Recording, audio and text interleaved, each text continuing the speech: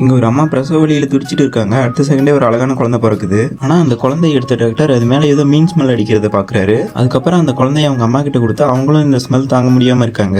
வளர்ந்தா சரியாகிடும்னு பார்த்தா இந்த குழந்தை வளர்ந்தாலும் ஸ்மெல் மட்டும் போகவே மாட்டேங்குது. இவங்களும் ஒரு பெரிய டாக்டர் கிட்ட போய் கேக்குறாங்க. இவரும் நிறைய சோப், பவுடர், ஷாம்பு எல்லாம் எழுதி வச்சிருக்காரு. இந்த பொருள் எல்லாத்தையும் வாங்கி பார்த்தா எல்லாமே அவரோட கம்பெனி ப்ராடக்டாவே இருக்கு. இவங்களும் லட்சக்கணக்கில் செலவு பண்ணி வாங்கி போட்டா அப்பவும் ஸ்மெல் மட்டும் போகவே மாட்டேங்குது. இவனும் பெரிய பையனா வளர்ந்துடுறான். ஆனா இவனோட ஸ்மெல் பிரச்சனை மட்டும் தீரவே இல்லை. இங்க ஒரு மந்திரவாதி கிட்ட போனா அவர் ஒரு முட்டையை உடைச்சதும் அதுக்குள்ள கருப்பு கலர்ல இருக்கு. வீட்டுக்கு போனா ஸ்மெல் போயிடும்னு சொல்லி அனுப்பிடுவாரு. அப்பவுமே போக மாட்டேங்குது. இன்னைக்கு தான் ஃபர்ஸ்ட் நாள் ஸ்கூலுக்கு போறான். இவனோட அப்பாவை கார்ல கூட்டிட்டு போயிட்டு இருக்கும்போது ஸ்மெல் தாங்க முடியாம காரோட விண்டோ திறந்து விட்டுருவாரு. இவனோட கிளாஸ் ரூம்ல ஸ்மெல் தாங்க முடியாம இவனை மட்டும் தனியா உட்கார வச்சிடறாங்க. கார்ல மாட்ட சென்ட் கழுத்துல மாட்டிட்டு ஸ்கூலுக்கு போறான். அப்பவுமே ஸ்மெல் போகல. இவனோட ஸ்கூல்ல படிக்கிற பசங்க இவனோட ஸ்மெல் தாங்க முடியாம இவனோட முதுகுல மீன் போட்டோ ஒட்டி அசிங்கப்படுத்துறானுங்க. ஆனா அதுல இந்த பொண்ணு மட்டும் இவனுக்கு ரொம்ப சப்போர்ட்டா இருக்கு. என்னடா இத்தனை பேர் ஒதுக்குனாலும் இவ மட்டும் பிடிச்சிருக்குன்னு சொல்றாளேன்னு பார்த்தா மீன்னா இவளுக்கு ரொம்ப பிடிக்குமா, அதான் இவனையும் பிடிச்சிருக்கு.